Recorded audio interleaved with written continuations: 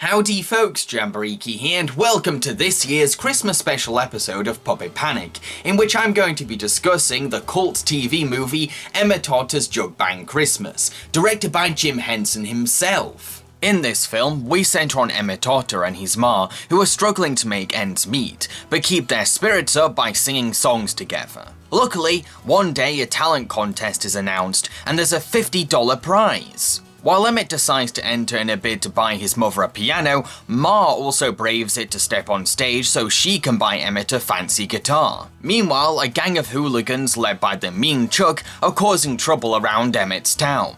This is such a relaxingly sweet movie, a film that's oozing with charming atmosphere and seasonal warmth. I really love spending time in this town and hanging out with the characters who live here. It's such a simple and soft film, one that's perfect for a Christmas afternoon with the family. Oh, and this film is also presented by the always charming Kermit the Frog, who makes for a very friendly and welcoming host, perfect for a Christmas special.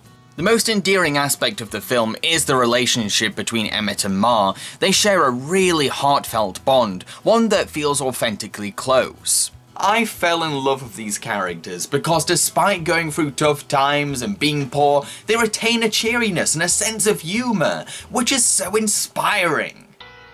Can you make much money on those pumpkin pies, Ma? Oh, about enough to buy wool for another pair of socks, I guess. Good thinking, Ma. Now you can knit more socks to buy more pumpkins, to sell more pies, to buy more wool. Oh, all right. All right. Lean into those oars or we'll never get to Waterville. The fact that they both enter the contest for each other's sake without letting the other know is so damn cute. They make sacrifices, fearing how the other will feel, but really, their intentions are so well-meaning and selfless. Even though Emmet's father has passed away, he is still featured throughout the film in spirit. The words of advice and life philosophies that he left behind actually inspire Emmet and Ma to enter the contest. I love when a deceased character can live on like this, because in a way, our loved ones are never truly gone from us, as they leave behind so much. There's also many fantastic songs in this film, each one done by the renowned Paul Williams, who would go on to do musical numbers for The Muppet Movie and The Muppet Christmas Carol. Each song in this movie is unforgettable, catchy and highly enjoyable, ranging from fun and bouncy to soft and heart-moving. How much alike we are. Perhaps we're long-lost brothers. We even think the same. You know there may be others. I say with kindness there's room for us all.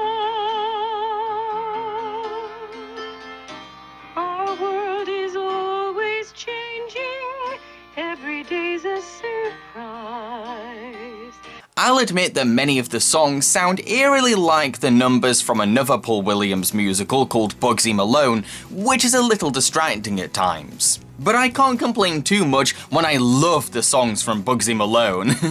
The songs are very valuable to the film too, as they not only create a warm countryside atmosphere, but also show the bond between Emmet and Ma, as well as their deep emotions rooted in poverty and grief. Because we have grown to love these characters before the contest, we end up really hoping that one of them will win. However, tension is thrown in as Chuck and his gang enter the competition at the last minute. So while we do have two characters to root for, there's still a chance that one of them will lose. But really, the movie isn't about winning a contest for money, it's more about finding the courage to enter, and I love the encouraging sentiment of that message. If I was to point out the weakest aspect of this film though, it'd have to be Chuck and his gang. This lot are just a crew of generic stock bully characters who just go around causing trouble for no particular reason. They don't really interact with our main characters much or develop a personal rivalry with any of them. They're just in the film sometimes, randomly terrorizing the public. They don't exactly play an important part in the story until they compete in the contest, but because they enter at the last minute, it feels like an out-of-nowhere plot point. But what really bothers me about Chuck and his gang is how their character arc doesn't really have any kind of satisfying conclusion. They never face any consequences for their behaviour throughout the movie, and after entering the contest, they don't have any kind of redemption where they think, you know what, let's be decent people and vent all our feelings and energy into music instead. No, that doesn't happen. In fact, Chuck and his gang actually get rewarded by the end of the movie. Yeah. Now you could argue this kind of leads to a message that sometimes the bad guys do win, but it's okay, you'll be fine, you'll survive, you can get back on track. Which is a nice sentiment, but it also misses an opportunity to shape these characters and show that there are consequences for making wrong decisions in life. The film ends up teaching kids it's okay to be a bad person, there's no consequences, you don't have to change, and good things will happen to you. Do you see what I mean? I'm sure that Jim Henson didn't mean to have this kind of lesson, but because this plot line is unfinished, it's the kind of message that the film accidentally implies. So, what about the puppetry for this movie? Well, you know how I often say that there's an inherent limitation to live-action puppetry, as it doesn't have the same fluidity and creative flexibility as hand-drawn or digital animation? Well, when Jim Henson is behind the director's chair, that said limitation means squat. Jim always strived to break the rules of puppetry, and this film is no exception. Even though this is just a cutesy TV movie about country singing otters, Henson still pushes the boundaries of his beloved art form to achieve certain effects.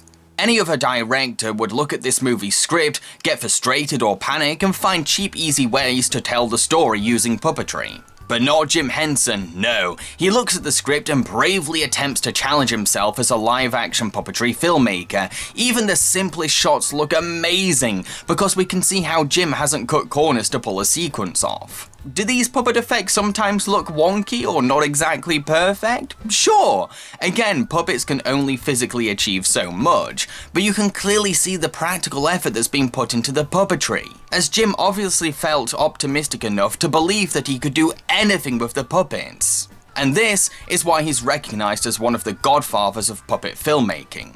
Even when the puppetry is just a simple performance without any fancy technical ambition required, there's still something mesmerizing about the subdued movements used to bring these characters to life. The smallest details actually add so much to a puppet's performance, because the puppeteers put clever and creative thinking behind every tiny gesture.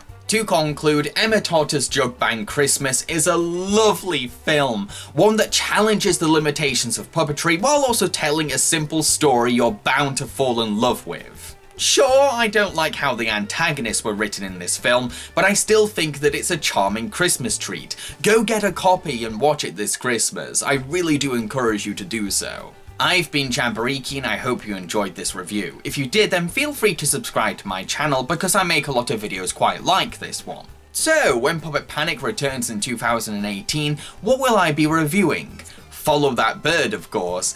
Cheerio, folks.